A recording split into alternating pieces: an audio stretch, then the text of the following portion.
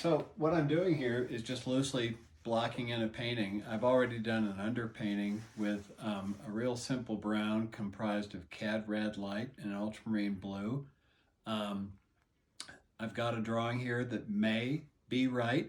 I say that because my mentor, Craig Nelson, said, approach everything with total confidence, but assume you're wrong, which I kind of like as a painting philosophy. So that's what I'm doing here. I work with a real limited palette of white, cad yellow, yellow ochre, cad red, alizarin, and ultramarine blue. And I have a process whereby I work with big shapes, and this is kind of dumb, but I do it like I'm unrolling a beach towel. I go from the top to the bottom, the back to the front, and I like having that process because if you're watching this and you paint, you probably, like me, get confused oftentimes. I certainly do. So it's nice just to go back to have a sort of almost a by rote solution to what I do that works really well for me. And I found I've solved a lot of problems just by having good work habits. So I'll just keep working from the top to the bottom. You can see I've got my background scrubbed in. Um, it's close, but not quite. That's fine. This is an ongoing process, and I'm just going to keep working from the top to the bottom. I'll start working in these areas of the car and then just move down, and away we go. I'm going to start in here. There's some nice warm color, and I'm just going to mix up a little bit of white, some cad yellow, some cad red, and I've already got this pile here of God knows what. I'm just going to mix into that, and hopefully that'll give me a nice value just to start painting with.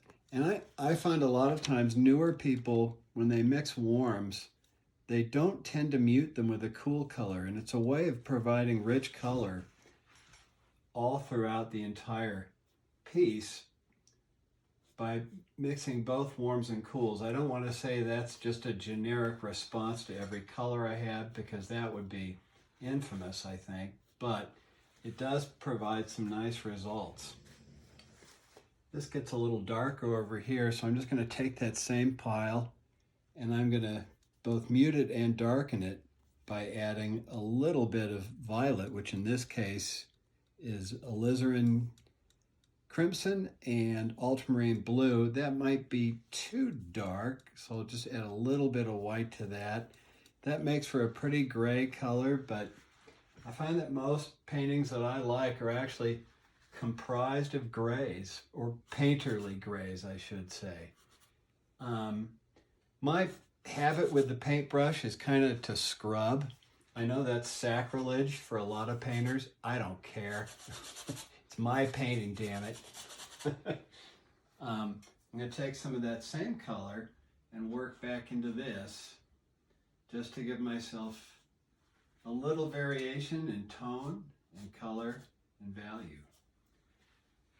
And I can see, looking at this, that some of this drawing stuff needs to be cleaned up. I think this shape is a little off. I think this needs to be remeasured. But again, I'm just blocking things in, and I'm working real loosely here, and I'm working with just big, almost slabs of color, if you will. And I'm trying to get the right value, which is to say how light or dark it is. And I'm aware of the fact that I'm probably wrong, which is fine. I work, again, really loosely, and I'm also working, as you can probably tell, with pretty thin washes at this point, which is to say I'm adding in a lot of terpenoid. I like to use terpenoid. I know Gamsol now makes a really great terpenoid-like product that's also really nice. For those of you who have toxicity concerns, that's important. I'm 62, I'll be dead in 20 years, so I don't care.